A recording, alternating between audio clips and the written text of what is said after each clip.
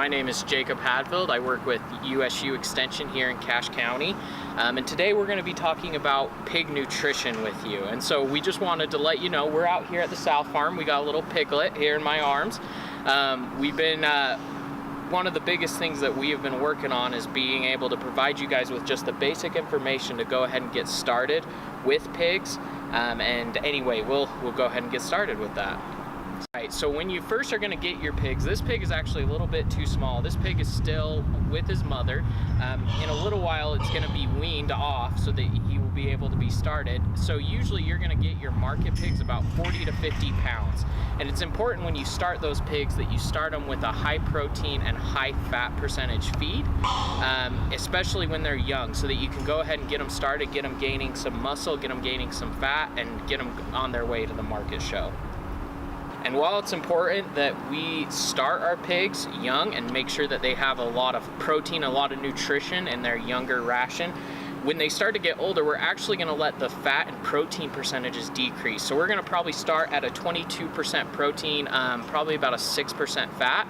And then we're going to go ahead, that's a pig starter ration. We're going to go down from there, and we're going to go, by the time they're about 200 pounds, you're going to be more around an 18 to 16% protein with only 3% fat.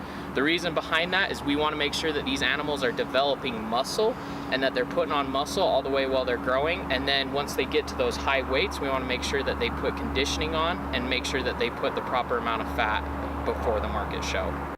So Jake, on the feed, do they have that already pre-mixed in the bags, or how does that work? Yes, for pig feed, they really do have it all pre-mixed. And the nice thing about pig feed is it also provides the proper minerals for the pigs, so they're getting a proper nutrition diet. Now you can get those feeds at any of your feed stores, and when you're looking on the bags, you can be able to find protein, your fat percentages, as well as your different mineral content, so you can be able to really get a quick overview of the nutrition of your feed. So in your pig feeds, you're going to start out by looking for a 22% feed or 22% protein feed when these pigs are first starting. However, once they get up into the 100-pound weight, you're going to be more looking for a 20%. And then once they get to 200 pounds, you're actually going to drop them to 18%, because you want to make sure that you're putting muscle on, but that you're also putting condition on, especially when they're at that 200-pound mark right before the market show.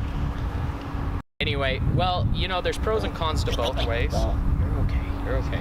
There's pros and cons to both ways. With the self-feeder, it's nice because the pigs will always have feed in front of them, so they can always be eating whenever they're hungry. However, the con with that method is that you don't actually monitor your pig's intake. So if you have multiple pigs in a group, you might not know one is eating less than the other. Now, the other option is to hand feed your pigs.